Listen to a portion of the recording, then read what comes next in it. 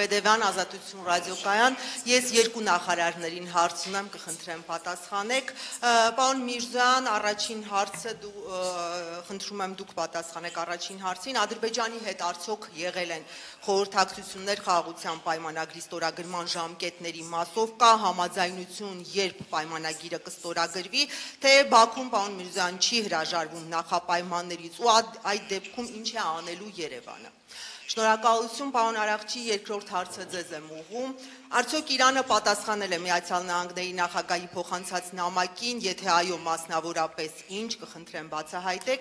Իրանը պատրաստ է Միացյալ Նահանգների հետ միջուկային համաձայնագրի շուրջ բանակցություններ սկսել։ Շնորհակալ եմ։ Շատ լավ։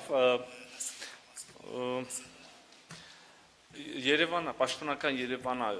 հետևել եք իրադարձություններին անմիջապես այն հայտարարությունից հետո, որ խաղաղության համաձայնագրի տեքստը համաձայնեցված է, առաջարկել է սկսել խորհրդակցություններ, որոշելու համաձայնագրի ստորագրման տեղը, ժամը եւ մյուս մանրամասները։ Այս պահին մենք նույն պատրաստակամությունը պաշտոնական Բաքվից չենք լսել։ Իրավացիորեն նշեցիք, որ խաղաղության համաձայնագրի տեքստի համաձայնեցմանը զուգահեռ եւ դրանից հետո արդեն նորից Ադրբեջանը որոշակի այլ նախապայմաններ է տեսնում, պատկերացնում մինչև զուգահեռ կամ հետո խաղաղության համաձայնագրի ստորագրումից, ինչ պետք է անենք հարցնենք, պետք է շարունակենք աշխատել, բանակցել եւ գտնել փոխադարձ ընդունելի լուծումներ, արժանապատիվ լուծումներ եւ երկարատև խաղաղություն ապահովող լուծումներ, այլընտրանք ուղղակի չկա։ Այս պահին այո, չկա ըմբռնում, որտեղ եւ երբ պետք է ստորագրվի։ Մենք ուզում եմ մեկ անգամ եւս ասել, պատրաստ ենք հնարավորինս արագ ներգրավել այդ գործընթացում եւ դնել մեր ստորագրությունը։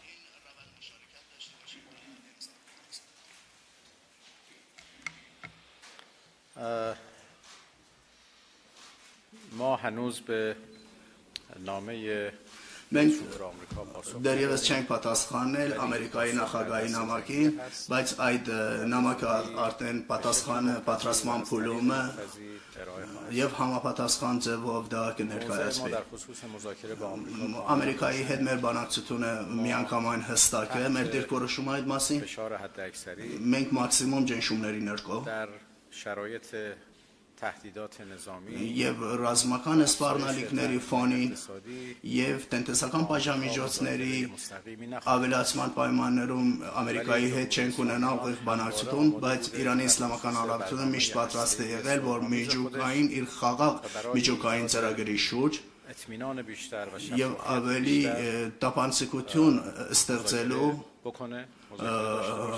տապանցիկություն ստեղծելու համար բանակցի, հենց հիմա էլ մենք եվրոպական 3 երկրների հետ եւ մյուս երկրների հետ, որոնք շահագրգռված են, մենք ունենք բանակցություններ եւ ընդհանուր մեր միջուկային ծրագրի վերաբերյալ մենք երբեք չենք լքել բանակցային սեղանը եւ չենք լքի։